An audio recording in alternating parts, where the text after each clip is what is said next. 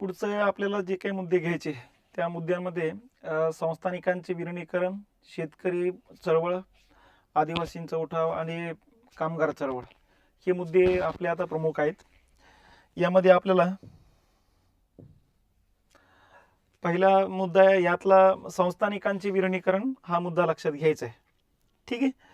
आता संस्थानिकांबद्दल एक लक्षात घेतलं पाहिजे की इंग्रजांनी भारत यावेळेस ताब्यात घेतला तर त्या अगोदरची स्थिती ही होती की भारतामध्ये मोगलांची राजवट होती आणि मोगल राजे औरंगजेबपर्यंत जेवढे राजे होते ते बलाढ्य होते. त्यामुळे एक हाती या ठिकाणी सरकार होतं, सत्ता होती. पण जसा औरंगजेबचा मृत्यू झाला तसा नंतरचे राजे जे आहेत ते कमजोर निघालेत. या कमजोर मुघल राजांचाच फायदा या ठिकाणी त्यांच्याच सुभेदारांनी घेतलेला आहे. मग हैदराबादचा निजाम असू द्या, अवधचा या ठिकाणचा नवाब असू द्या, कर्नाटकचा या ठिकाणी नवाब असू द्या किंवा बंगालचा सिराज उद्दौला असू द्या किंवा सुजा उद्दौला असू द्या, यासारखे नवाबांनी या ठिकाणचं वर्चस्व स्वतःचे निर्माण करताना दिसतात. मग आता या ठिकाणी एका बाजूला मोगलांच्या कमजोरीचा फायदा त्यांच्या सुभेदारांनी घेतला आणि दुसरा फायदा मराठ्यांनी घेतला आणि मराठ्यांनी पश्चिमेकडचा जो प्रदेश आहे मोगलांचा तो स्वतःच्या वर्चस्वाखाली आणला. ठीक आहे. आणि मग मराठ्यांनी सुद्धा वेगवेगळ्या भागामध्ये कायद्याने सुव्यवस्था राखण्याकरता या ठिकाणी सुभेदार नियुक्त केलेत. मग त्यातूनच नागपूरचे भोसले, इंदोरचे होळकर, ग्वाल्हेरचे शिंदे, बोडद्याचे गायकवाड असे वेगवेगळे या ठिकाणी सुभेदार पुढे संस्थानिक म्हणून पुढे आलेत. तर थोडक्यात सांगायचं काय की या ठिकाणी एका बाजूला अशा पद्धतीने संस्थानिक निर्माण होत गेलेत, दुसऱ्या बाजूला या राज्याच्याच कारभारामध्ये काही लोकांनी चांगले चांगले पराक्रम गाजवले असल्यामुळे त्यांना एक एक दोन दोन जिल्हे जहागीरदारी देण्यात आल्या, जमीनदारी देण्यात आलेल्या होत्या. मग अशा पद्धतीनं जहागीरदार, जमीनदार, वतनदार हे संस्थानिक, मग काही संस्थानिक मराठ्यांनी निर्माण केले, काही संस्थानिक मोगलांच्या कालखंडात निर्माण झाले आणि उरलेल्या संस्थानिकांनंतर इंग्रजांनी ताब्यात घेऊन या ठिकाणी त्या ठिकाणी निर्माण केलीत. उदाहरणार्थ इंग्रजांनी म्हैसूर ताब्यात घेतलं आणि म्हैसूरचा या ठिकाणी टिपू सुलतानच्या मृत्यूनंतर या ठिकाणी सगळं साम्राज्य स्वतःकडे घेतलं. फक्त म्हैसूर शहर आणि आसपासचा परिसर वाडियार घराण्याकडे परत या ठिकाणी देण्यात आला. मराठा ताब्यात घेतलं, सातारा आणि कोल्हापूर तशाच प्रकारचे निर्माण करून ठेवून दिलेत.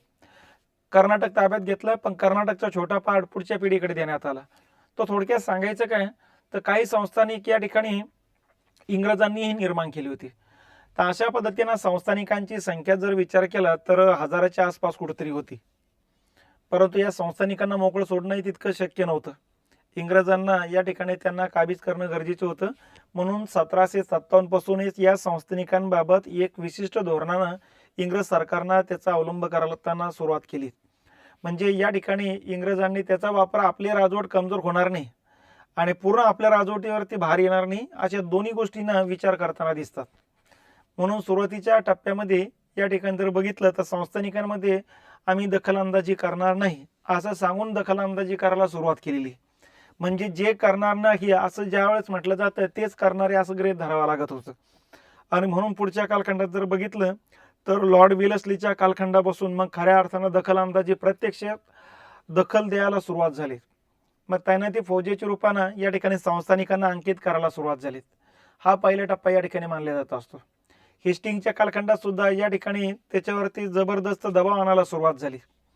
त्याच्यानंतर मग 1833च्या कालखंडामध्ये आपण बघितलेलं आहे की कंपनीचं बऱ्यापैकी वर्चस्व कमी करण्याचा प्रयत्न झालेले आहेत आणि याच्यानंतर मग या ठिकाणी या संस्थानिकांना अंकित करणं गरजेचं बनलंय. म्हणून 1831-32च्या कालखंडामध्ये लॉर्ड विल्यम बेंटिंगनं या ठिकाणी दत्तक वारसा नामंजूर करण्याचा धोरणात्मक निर्णय घेऊन टाकला आणि इथून पुढे बरीच संस्थांनी त्यांनी बरखास्त करायला सुरुवात केली.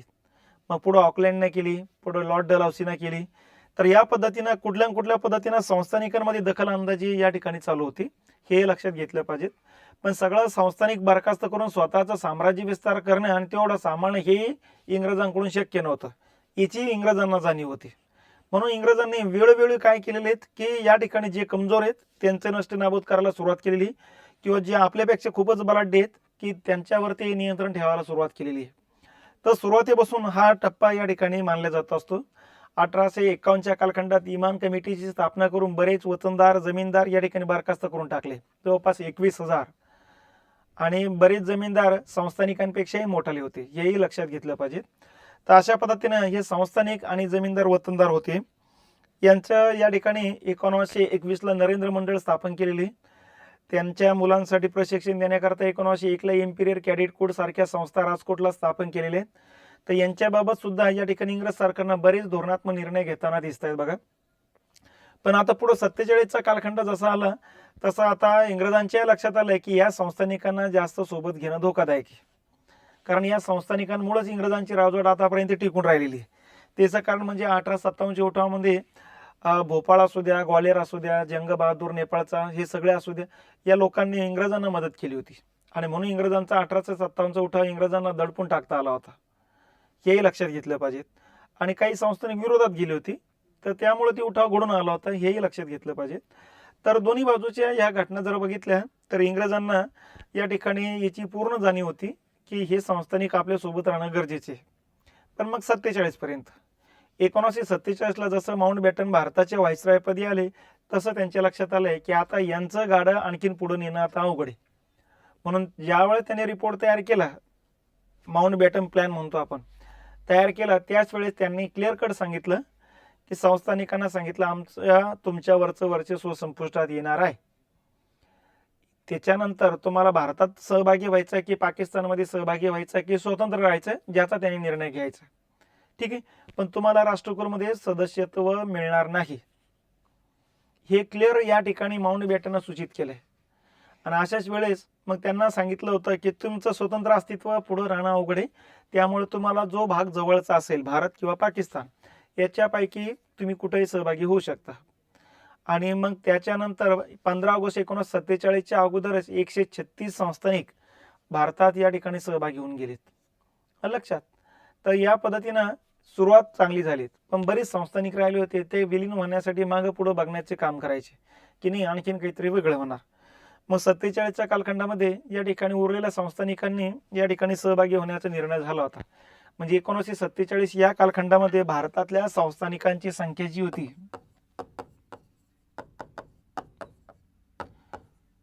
563 संस्थानिक होते, हे विसरता कामा नये. आणि 563 संस्थानिकांपैकी 560 संस्थानिकांनी निर्णय घेऊन टाकला भारत किंवा पाकिस्तानमध्ये विलीन व्हायचा. कारण जे काही लोक ज्या समुदायाचे आहे आणि जो भाग जवळ लागतो त्या भागामध्ये सहभागी झालेले, साहजिकचे प्रदेश मोठा भारताचा आहे, भारतातच सर्वात जास्त सहभागी होताना दिसतात. लक्षात. आणि फक्त 3 संस्थानिकांनी या ठिकाणी कुठेही सहभागी होण्यास नकार देऊन टाकला होता. आणि हे 3 संस्थानिक म्हणजेच जुनागड, हैदराबाद आणि काश्मीर. हे 3 संस्थानिकांनी वगळता या ठिकाणी बाकीच्या सगळ्या संस्थानिकांनी भारत सरकार जो सामिलीकरणाचा एक करार केला होता, त्या करारावरती स्वाक्षरी करून बऱ्याच संस्थानिकांनी, बहुतांशी संस्थानिकांनी भारतात विलीन करण्याचा निर्णय घेऊन टाकला, त्यांची संस्थाने. फक्त या 3 संस्थानिकांनी या ठिकाणी स्वतंत्र राहण्याचा निर्णय घेतला होता. आणि म्हणून जे काही पुढच्या कालखंडातले वाद निर्माण झाले, ते सगळे वाद या ठिकाणी या 3 संस्थानिकांबाबतचेच वाद आहेत. बाकीचे संस्थानिक अगोदरच विलीन होऊन गेले. आणि विलीन होण्याच्या पाठीमागची सगळ्यात प्रमुख भूमिका जर कोणाची असेल तर सुरुवातीला माउंटबॅटनने घेतलेली भूमिका होती. आणि त्याच्यानंतर मग गृहमंत्री या नात्याने सरदार वल्लभभाई पटेलांची भूमिका होती. यांनी याच ठिकाणी सांगितलं होतं की तुमचं स्वतंत्र अस्तित्व राहणं अवघड आहे, त्यामुळे तुम्ही भारतात सहभागी घेऊन जा, त्याच्यातच तुमची भलाई आहे. कारण सामान्य जनतेकडे जास्त करून दुर्लक्ष करता येणार नाही. आणि म्हणून बहुतांशी संस्थानिकांनी पटेलांच्या या प्रतिसादाला, या ठिकाणी आव्हानाला प्रतिसाद दिला आणि भारतात बहुतांशी संस्थानिक विलीन होऊन गेलेली. पण ही 3 संस्थानिक विलीन नव्हती झाली. आता का झाली नव्हती? मग इथली जनता आणि इथला राजा यांचा कॉन्ट्रावर्सी, इथला सगळा भरताव. म्हणजे इथं लोक बघितली, या ठिकाणी लोकसंख्या जर बघितली, इथं मेजॉरिटी लोक होती हिंदू, पण राजा होता मुस्लिम. इथं बहुतांशी जनता हिंदू, राजा मुस्लिम. आणि इथं बहुतांशी जनता होती मुस्लिम आणि राजा होता हिंदू. असा हा कॉन्ट्रावर्सी या ठिकाणचे या 3 संस्थानिकांबाबतचा हा राजा आणि लोकसंख्या, लोकांचा धर्म यांच्यामध्ये असलेला हा भेदाभेद होती. आणि त्यामुळेच या संस्थानिकांनी भारतात किंवा पाकिस्तानमध्ये विलीन न होता या ठिकाणी तो स्वतंत्र राहण्याचा निर्णय घेतला होता. ठीक आहे. मग आता यांचं विलिनीकरण कसं झालं तेही आपल्याला समजून घ्यायचे. मग एक एक एक एक संस्थानिक आपण बघणार आहोत. यातलं पहिलं संस्थानिक जुनागड. जुनागडची विलिनीकरण हा पहिला मुद्दा येतो असतो. आता हा गुजरातचा पट्टा आहे, हा पूर्ण गुजरात दाखवलेला आहे. हे बघा, हे कच्छची आखात आहे, इथं एक खंभातची आखात आहे, इथं अहमदाबाद येईल बघा, इथं या ठिकाणी भडोज येऊन जाईल, या ठिकाणी सुरत येऊन जाईल. लक्षात, हा जो पट्टा आहे असा हे लक्षात घ्यायचा. इकडे खाली आपला महाराष्ट्र सुरुवात होतो, किंवा हा इकडे हा महाराष्ट्राचा भाग आहे, इथं हा नंदुरबार आहे, या पद्धतीने इकडं महाराष्ट्राचा भाग येतो, नाशिक जिल्हा आहे. हा गुजरातचा भाग आहे. गुजरातमध्ये हा एरिया जो आहे, हा एरिया याला काठियावाडी एरिया म्हटलं जातं असतं बघा.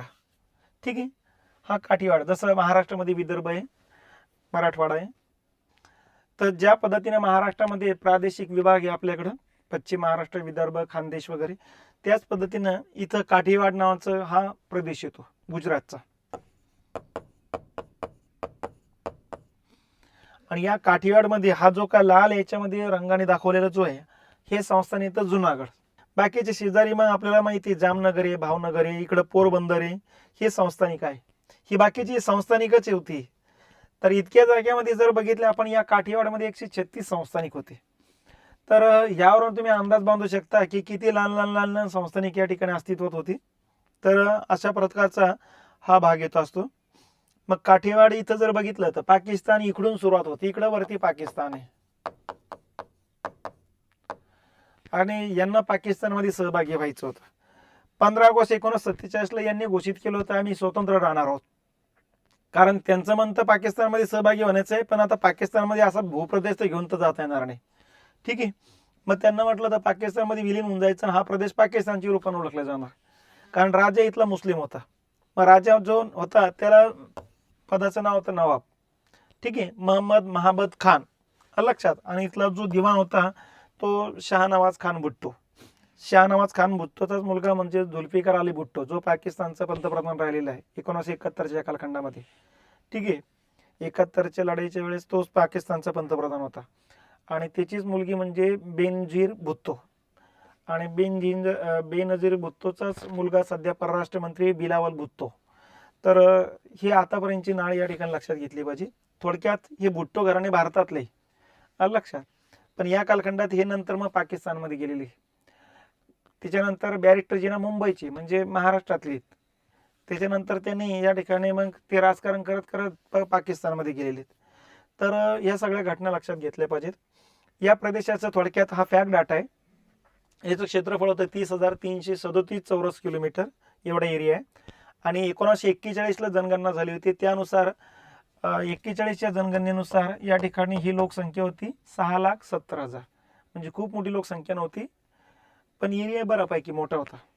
30,000 एरिया जवळपास येतो. म्हणजे आपल्या कोकणाचा जेवढा प्रदेश आहे तेवढा प्रदेश.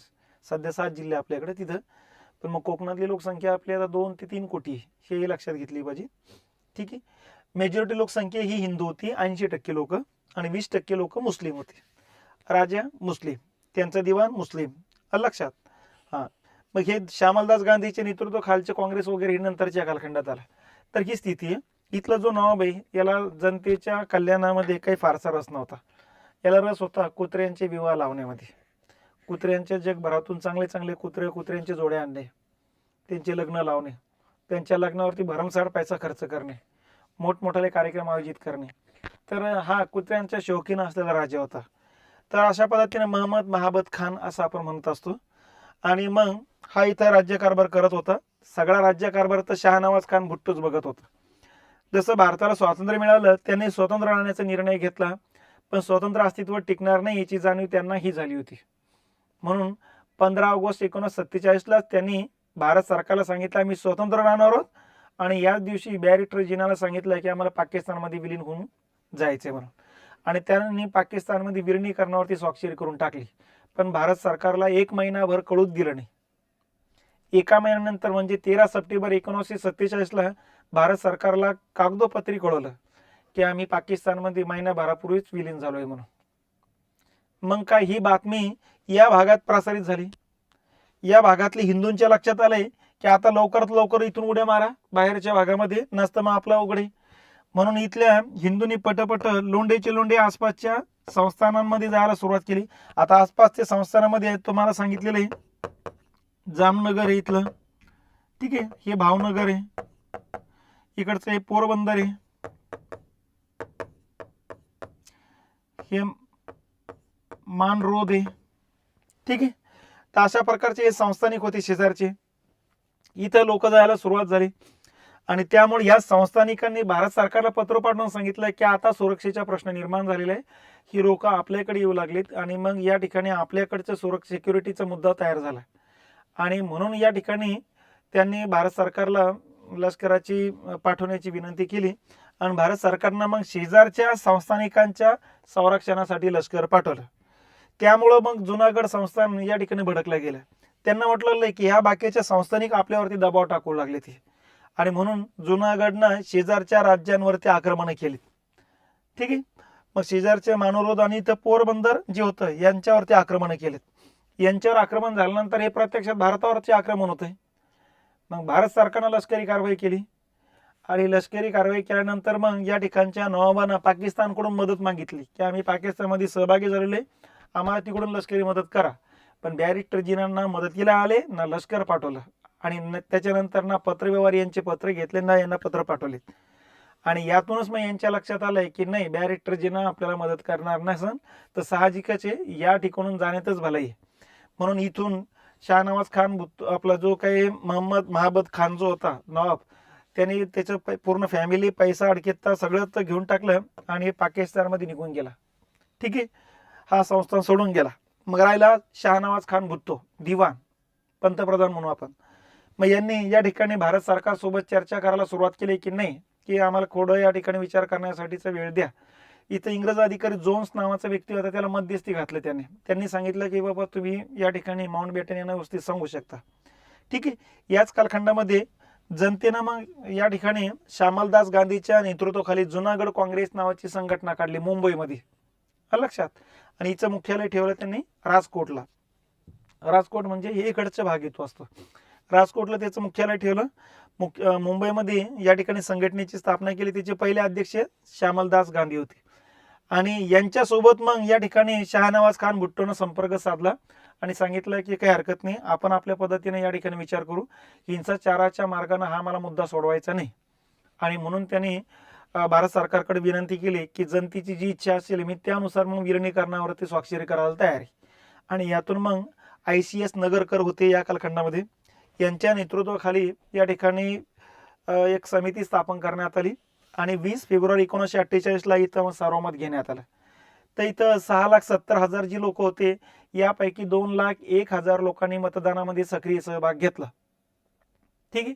आणि या 2,01,000 मतदानापैकी या ठिकाणी जवळपास 1,91,400 लोकांनी या ठिकाणी भारतात विलिनीकरणाच्या याच्यावरती बाजूने मतदान केलं आणि पाकिस्तानमध्ये विलिनीकरणावरती मतदान केलं फक्त 93 लोकांनी. किती? 93 लोक. आणि उरलेले जे 8-10,000 लोक होते या ठिकाणी त्यांनी स्वतंत्र राहण्यावरतीच या ठिकाणी मतदान करून टाकलं होतं. तर थोडक्यात काय या पद्धतीनं मग भारताच्या बाजूने बहुमत भेटलं आणि त्याच्यानंतर मग भारतामध्ये हे संस्थान विलिनीकरणाचा निर्णय घेतला. शाहनवाज खान भुट्टोनं सुद्धा त्याला संमती देऊन टाकली. अगोदरचा पाकिस्तान सोबतचा करार आम्ही मोडत आहोत आणि भारतात विलीन होत आहोत अशा प्रकारची तरतूद करून या ठिकाणी तो हे पाकिस्तानला निघून गेल्याचं दिसतंय.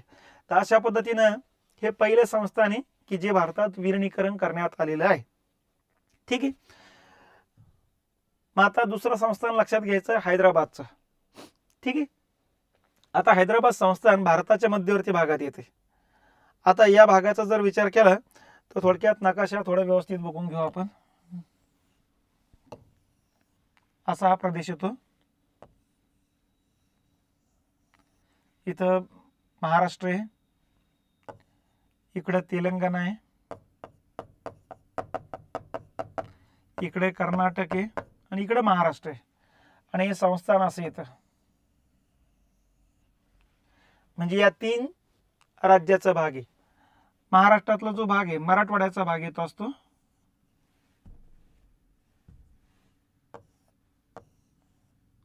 ठीक आहे. मराठवाड्यात जो होता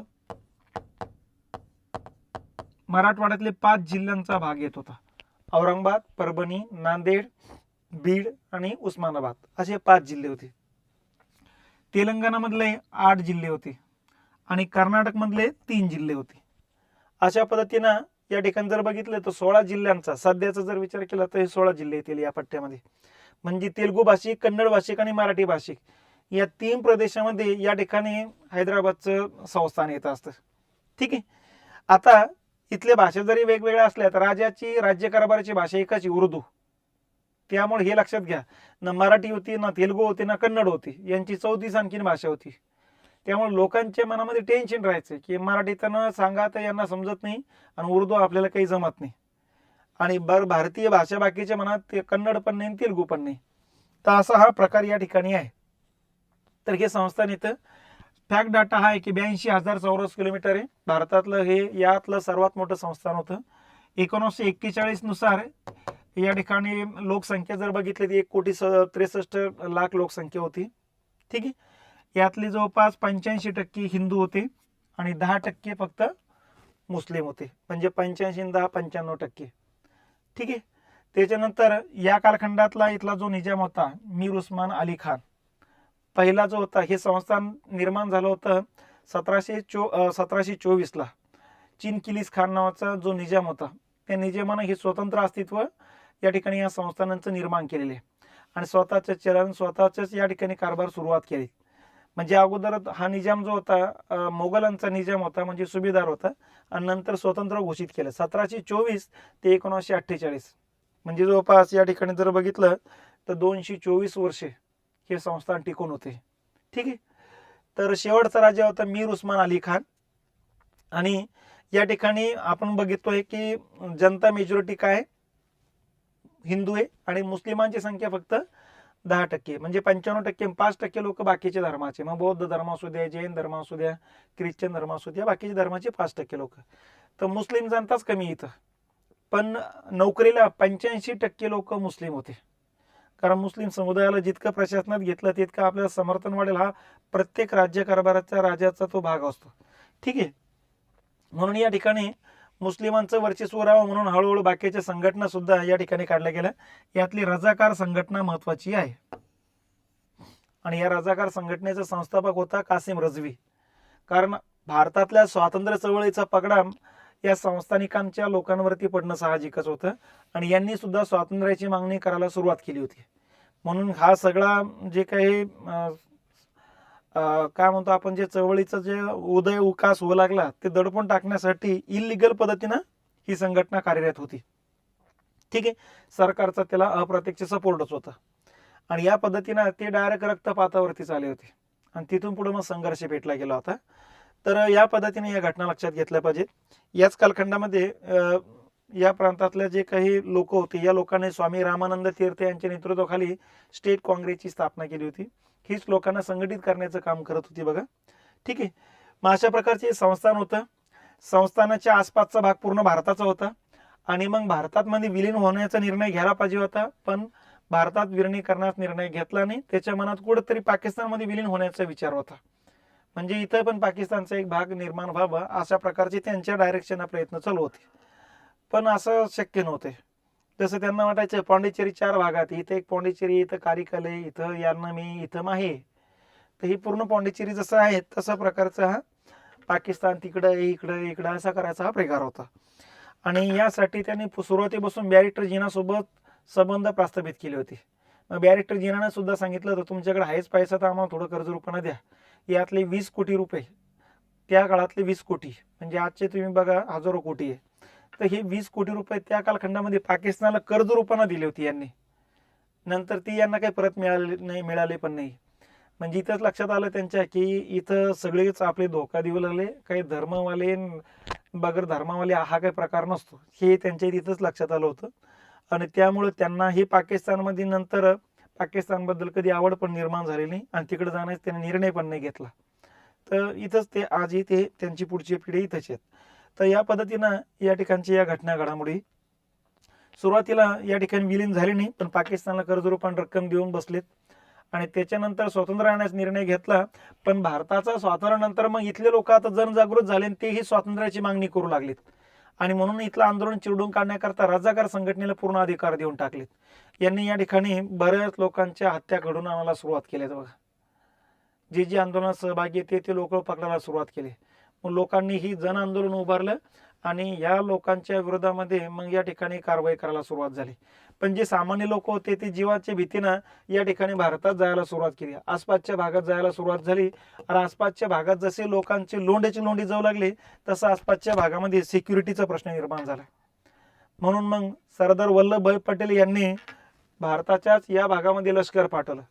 मग भारताचं लष्कर जसं त्या संस्थानिकांच्या जवळ येऊ लागलं तसं आता संस्थानिकांच्या लक्षात आलंय की हे शेवटी घातपात होण्याची शक्यता आहे. मग सुरुवातीला या ठिकाणी त्यांना समजूतदाराच्या भाषेमध्ये सांगितलं गेलं की तुमचं भारतात विलीन होणंच या ठिकाणी फायदेशीर आहे, कारण सामान्य लोकांची इच्छा तीच आहे. आणि दुसऱ्या बाजूला स्टेट काँग्रेसनं मोठ्या प्रमाणात आंदोलन सुरू केलेले. एका बाजूला या ठिकाणी आंदोलन दीडपण टाकण्याकरता एकदम रक्तपाताच्या मार्गावरती या ठिकाणी रजाकार संघटना कासिम रजवी उतरला गेला होता. आता या ठिकाणी मुस्लिमांची संख्याच बोटावर मोजणे इतकी आहे, तलवारीच्या जोरावरती जास्त दिवस या ठिकाणी कारभार करता येत नाही याची जाणीव त्यांनाही होती. पण मग धाक दपट शहाणा आतापर्यंत राजवट टिकवत आले, तिथून पुढेही टिकू ही त्यांची अपेक्षा होती. पण आता भारत सरकारनं सांगितलं की लोंढे तुमच्या आमच्याकडे येते, तुमचा अंतर्गत शांतता प्रस्थापित होत नसेल तर आमच्याकडे अशांतता प्रस्थापित होण्यात होईल. आणि म्हणून शेवटी मग निजाम ऐकत नसल्यामुळे लष्करी कारवाईला सुरुवात केली. मग ही लष्करी कारवाई तुम्हाला माहितीच आहे की लेफ्टनंट जनरल राजेंद्र सिंह याच्या नेतृत्वाखाली झाली होती. प्रत्यक्ष लष्कराचं नेतृत्व केलं होतं JN चौधरी यांनी. आणि इथं जे काही लष्करी कारवाईला सुरुवात झाली त्या लष्करी कारवाईला नाव देण्यात आले ऑपरेशन पोलो.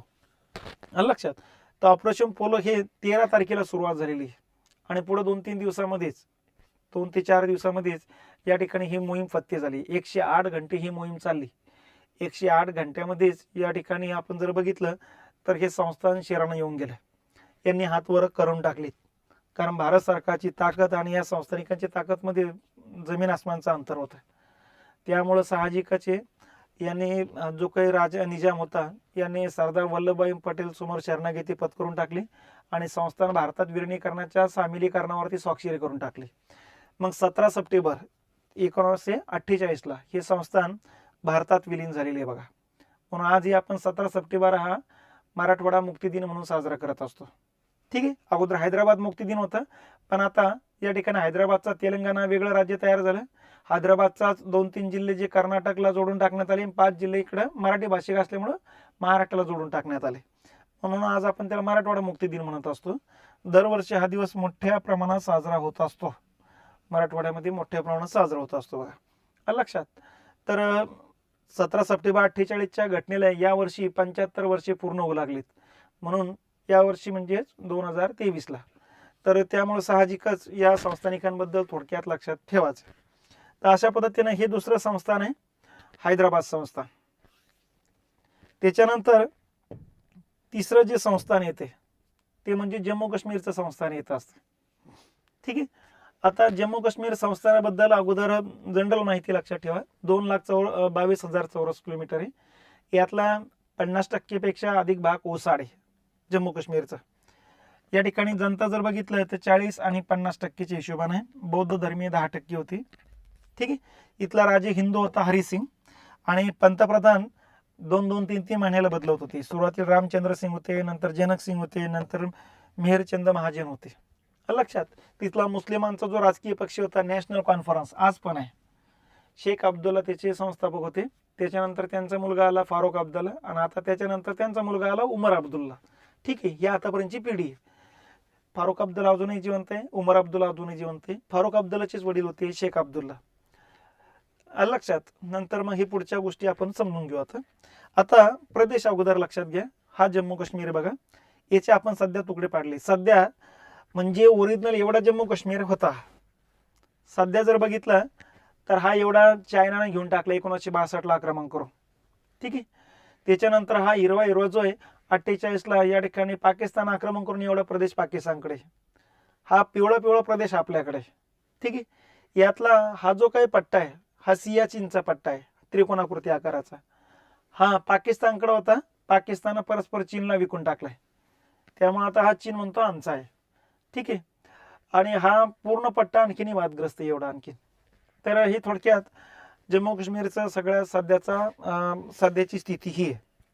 यामध्ये जर बघितलं तर हा लडाखचा भाग होता, हा लडाखचा एरिया आहे. इथं बौद्ध धर्मीय लोक जास्त आहे. हा जो पट्टा आहे हा गिलगिटचा एरिया येत असतो, गिलगिट एरिया म्हणतात. इथं मुस्लिम धर्मीय लोकांची संख्या जास्त आहे. हा जो पट्टा आहे या पट्ट्यामध्ये जम्मू म्हणायचे याला, इथे हिंदू धर्मीय लोक जास्त आहे. आणि उरलेला हा जो पट्टा आहे याला काश्मीर म्हणायचं. इथं हिंदू आणि मुस्लिमांची संख्या जास्त आहे. इकडे हिंदू आहे, इकडे बौद्ध आहे. हा लडाखचा पट्टा, इथं बौद्ध धर्मीय लोकांची संख्या जास्त आहे.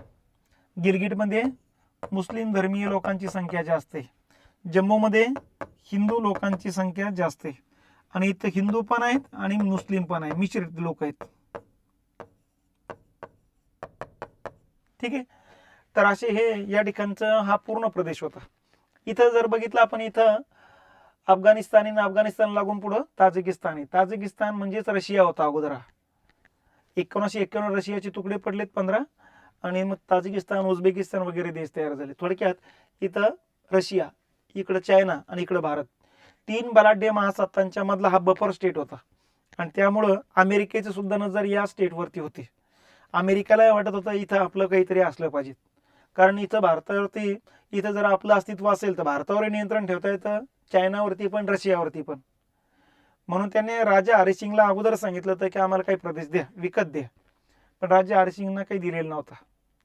नंतर भारत सरकारलाही त्याने सांगितलं की आम्हाला या ठिकाणी तुम्ही काही प्रदेश देत असेल तर मग आपण तुम्हाला भारतात विलिनीकरणावरती विचार करू. भारत सरकारनं नकार दिला होता. मग राहिला पाकिस्तान 1900 या ठिकाणी आपण जर बघितलं तर 2001 पर्यंत, 2002-3 पर्यंत जवळपास अमेरिकेचा कट्टर मित्र होता. लक्षात, नाटोचा सहयोगी सदस्य म्हणून या ठिकाणी त्याची नोंद होती. तर त्यामुळे अमेरिका मग त्यांना सपोर्ट करायचं. या सपोर्टमुळे हा प्रदेश या ठिकाणी पाकिस्तानकडे सध्या राहिलेला आहे, या सपोर्टच्या जोरावरती. ठीक आहे. तर या पद्धतीनं या ठिकाणी अमेरिका ही दखलंदाजी करत होते. चायनाला हा प्रदेश हवा होता, पाकिस्तानला हवा होता, भारताला हवा होता. तर थोडक्यात काय, अशा प्रकारचा हा वादग्रस्त एरिया आहे. इथला राजा हरिसिंग होता. हरिसिंगची पुढची पिढी अजूनही खासदार म्हणून या ठिकाणी राज्यसभेत निवडून येते बघा. ठीक आहे. आता हा प्रदेश पाकिस्तानकडे कसा गेला आपण बघूच ते. पण मग सुरुवातीला 47ला स्वातंत्र्य राहण्याचा निर्णय घेतला. माउंटबॅटननं सुरुवातीला सांगितलं की तुम्ही स्वतंत्र राहणं शक्य नाही आणि धोकादायक आहे, तर त्यामुळे लवकरात लवकर तुम्ही पाकिस्तान किंवा भारतात विलीन होऊन जा. पण त्याने स्वतंत्र राहण्याचा निर्णय घेतला आणि भारताला सांगितले इथून पुढे आपण मित्र म्हणून राहू, तुम्ही आमच्यावर आक्रमण करायचं नाही, आम्ही तुमच्यावर आक्रमण करणार नाही. अशा प्रकारचा जैसे ते नावाचा करार करू. पण भारताने सांगितलं आम्ही तुमच्यावर आक्रमण करणार नाही, तशा प्रकारचा करार करण्याची गरज नाही. म्हणून आपण काही त्या करारावरती स्वाक्षरी केली नाही. मग हाच प्रस्ताव त्यांनी पाकिस्तान समोर मांडला. पाकिस्तानला सांगितलं ओके, काय हरकत नाही. त्यांनी करार केला, स्वाक्षरी केली मग की आम्ही तुमच्यावर आक्रमण करणार नाही, तुम्ही आमच्यावर आक्रमण करायचं नाही. एका बाजूला हा करार होऊन सुद्धा या ठिकाणी पाकिस्ताननं हा प्रदेश ताब्यात घेण्याच्या दिशेने प्रयत्न करायला सुरुवात केली. त्यांची भावना हीच होती की मुस्लिम लोक जास्त आहे म्हणून मग या ठिकाणी पाकिस्तानमध्ये सहभागी करून घ्यावं. म्हणून मग डायरेक्ट लष्कर तर पाठवत येत नाही, म्हणून लष्कराला सिव्हिल ड्रेसमध्ये या ठिकाणी शस्त्रसाठा, बंदुका वगैरे पुरवण्याचं काम केलं. आणि या सिव्हिल ड्रेस मधल्या लष्कराने मग एक प्रदेश ताब्यात करायला सुरुवात केली. एवढी ताकद या ठिकाणी काश्मीरच्या राजाची नव्हतीच. मग सुरुवातीला हा मुस्लिम बहुल भाग जो आहे तो पूर्ण ताब्यात घेऊन टाकला आणि नंतर हा भाग हिंदूंचा ताब्यात घेत लष्कर पुढे चाललं बघा. आणि मग जसं हा प्रदेश या ठिकाणी पाकिस्तान थ्रू पाठवलेल्या लोकांनी या ठिकाणी ताब्यात घ्यायला सुरुवात केली, तसं हरिसिंगनं सुद्धा जेवढी ताकद होती तेवढ्या ताकदीने त्यांना रोखण्याचे प्रयत्न केले. पण तिथे त्यांची ताकद काही मोठी नव्हती. मग याच वेळेस या ठिकाणी हरिसिंगनं भारत सरकारला विनंती केली. अगोदर पाकिस्तानवरती आरोप केला की तुम्ही जैसे ते कराराचा भंग करत आहात. त्यांनी सांगितलं आमची हे लष्कर नसून या ठिकाणी स्वातंत्र्य सैनिक आहेत आणि त्याच लोक तुमचे स्वातंत्र्यासाठीची मागणी करू लागले, त्यामुळं आम्ही तुमच्यामध्ये हस्तक्षेप करत नाही. ठीक आहे. नंतर भारत सरकारला विनंती केली की आम्हाला मदत करा या लोकांना हाकलून देण्यासाठी. भारत सरकारनं सांगितलं की आम्ही तुमच्यामध्ये हस्तक्षेप करणार नाही, तो तुमचा इंटरनल मुद्दा आहे, तुम्ही तुमचं हँडल करा. त्याच्यानंतर मग हे लष्कर अशा पद्धतीने पुढे सरकत काश्मीरच्या जवळ यायला लागलं होतं.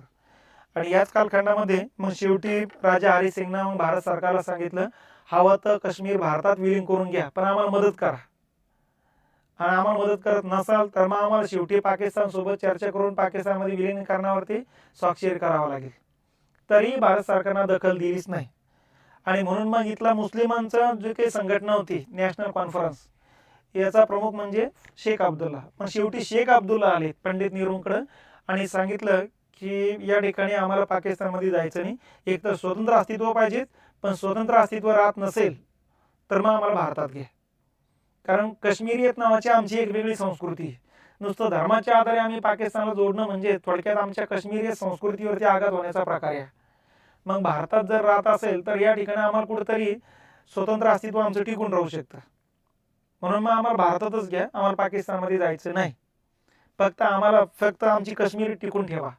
म्हणून पंडित नेहरूने मग कलम 370 कलमाचा आधार या ठिकाणी त्यांना देऊन टाकला आणि त्यांचं भारतात विलिनीकरणावरती स्वाक्षरी घेऊन टाकली. मग शेख अब्दुल्लाच्या मागणीनंतर भारत सरकारने विनंती केली. आता इथे एक लक्षात घेतलं पाहिजे, सगळ्या संस्थानिकांचे विलिनीकरणाचा मुद्दा सरदार वल्लभभाई पटेलांकडे होता. पण या कालखंडामध्ये पंडित नेहरूंनी काय केलं, काश्मीर वगळता बाकीचे संस्थानिकांचा मुद्दा पंडित नेहरू सरदार वल्लभभाई पटेलांकडे दिला आणि काश्मीरचा मुद्दा स्वतःकडे घेतला. कारण त्यांचं म्हणणं होतं की या भागाबद्दल माझा भाग येतो, त्यामुळे या भागाबद्दलची बऱ्यापैकी माहिती मला आहे. कारण त्यांचे आजोबा जे आहे तो काश्मीरी पंडितच होते, लक्षात. तर मग पंडित नेहरूंना वाटायचं की आपण हा मुद्दा हँडल आपण करू शकतो आणि त्याच मुद्द्यावरून मग इथं वादावादी सुरुवात झाली होती. तो काही मुद्दा पंडित नेहरूंना हँडल नाही करता आला, हे आजही आपल्याला मान्यच करावं लागतं आणि काँग्रेसलाही ते मान्य करतात. पण आता ते कसं आहे की आपल्याच नेत्याच्या विरोधात बोलता येत नाही, एवढंच फक्त तो त्यांचा एक अडचणीचा मुद्दा आहे. तर या पद्धतीनं सुरुवातीच्या घटना घडामोडी, मग ज्यावेळेस त्यांनी सांगितलं हवं तर विलीनीकरण करा, फक्त आमची काश्मीरी संस्कृती टिकवण्याच्या डायरेक्शनने विचार करा. मग पंडित नेहरूने ती स्वाक्षरी करून घेतली आणि व्ही.पी. मेननला या ठिकाणी 100 विमानं घेऊन काश्मीरच्या संरक्षणासाठी इकडे पाठवून दिले. आता असं काही समजू नका हिंदू मुस्लिम हा प्रकार इथं विचार करायचा नाही. तसं असतं तर शेख अब्दुल्लानं पाकिस्तानच्या डायरेक्शनने गेले असते. शेख अब्दुल्लाच्या विनंतीनंतरच भारतात विलिनीकरण करण्यात आले. पहिला मुद्दा राजाच्या विनंतीनंतर केलेलं नव्हतं. दुसरा मुद्दा हा आहे की आपण जे विमानं घेऊन लष्कर पाठवलं होतं व्ही.पी. मेननच्या अध्यक्षतेखाली आपण पाठवलेले. हे मेनन कुटुंबीय केरळचे आणि ह्या मेनन कुटुंबियामुळेच भारतामध्ये पूर्वेकडचा आसाम, नागालँड, मणिपूर, मिझोराम, मेघालय ही राज्य भारतात आलेली. माउंट बॅटनच्या सूचनेमध्ये त्यांनीच केले होते या सगळ्या सूचना की मुस्लिम लीगला या ठिकाणी मुस्लिमांसाठी पाकिस्तान लागतो ना, मुस्लिम बहुल भागातच पाकिस्तान बांधवा. मग बाकीचा भाग भारतात घेतलेला आहे. भारतातला शिखांचा पंजाब जो भारतात आणला तो व्ही.पी. मेननमुळेच आलेला आहे. त्यामुळं मुस्लिम आहे म्हणून या ठिकाणी त्यांच्या मनात जर या ठिकाणी भारताबद्दल द्वेष असता तर साहजिकच पाकिस्तानमध्ये जास्तीत जास्त प्रदेश घेतला असता. पण व्ही.पी. मेननच्या लक्षात आलं होतं की आपलं सगळे कर्मभूमीच भारत आहे आणि आपल्याला इथंच राहणे, आपलं धर्माचं काही असलं तरी या ठिकाणी आपल्याला जाता येणार नाही. म्हणून त्यांनी पहिल्यापासूनच देशाच्या डायरेक्शनने विचार केलेला ना की आपला धर्माचे लोक पलीकडे म्हणून त्यांचा विचार केला. म्हणून इथं पंडित नेहरू व्ही.पी. मेननवरती पूर्ण सूत्र देऊन टाकली आणि व्ही.पी. मेनननं मग या ठिकाणी डायरेक्ट इथं कारवाई करायला सुरुवात करून टाकलेली.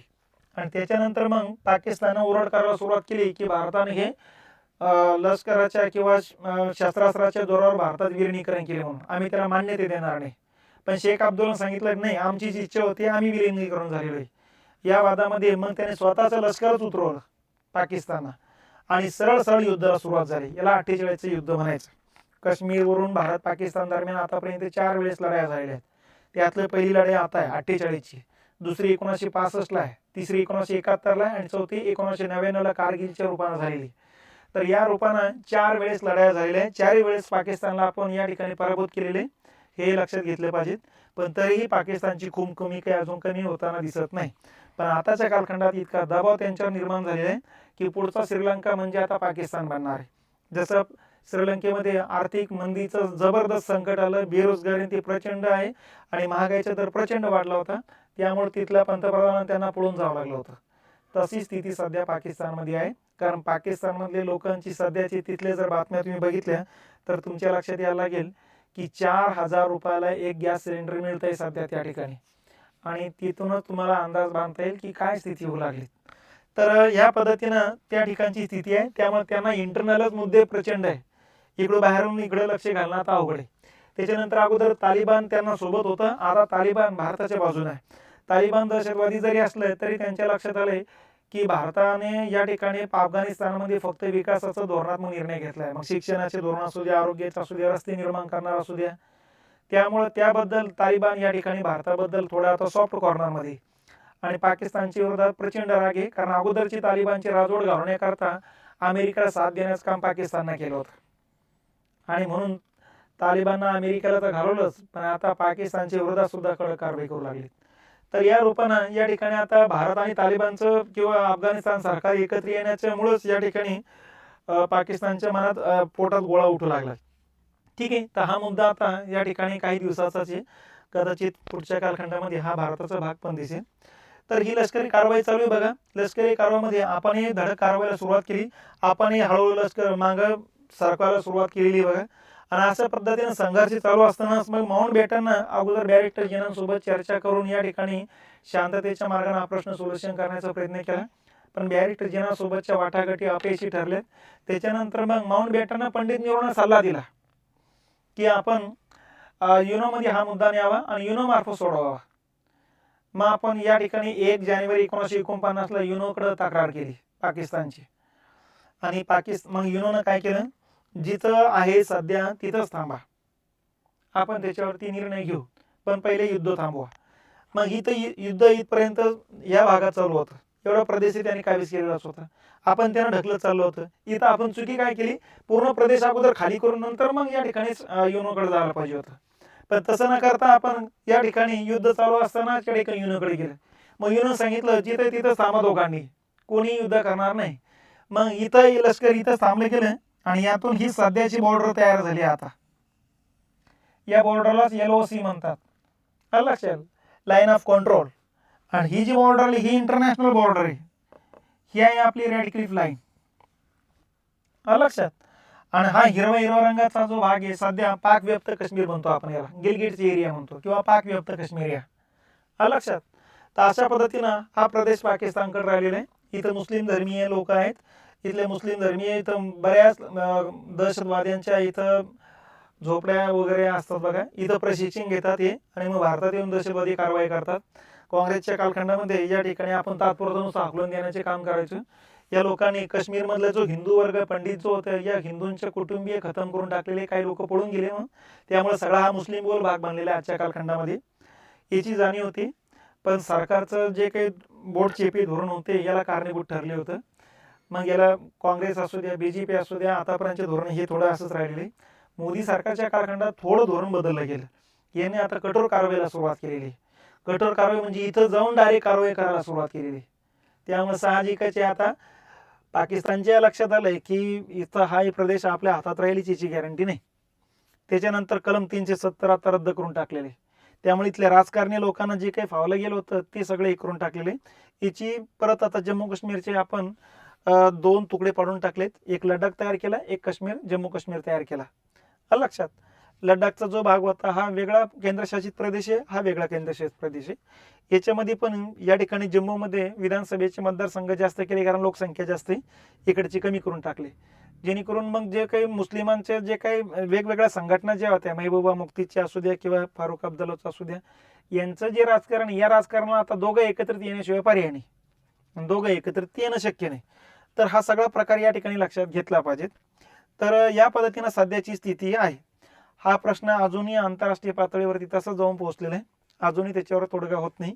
मधल्या कालखंडात हा प्रदेश आता देऊनच टाका असा प्रकार चालू आहे, पण भारत सोडायला तयार नाही. की आताच 1962ला चायनानं भारतावर आक्रमण करून हा प्रदेश ताब्यात घेतला. थोडक्यात त्यांचं मनाचा हा पण प्रदेश आमचाच आहे, कारण बौद्ध धर्मी म्हणजे याचा अर्थ आमचा प्रदेश आहे. तर ह्या हिशोबानं त्यांनी मागणी केलेली.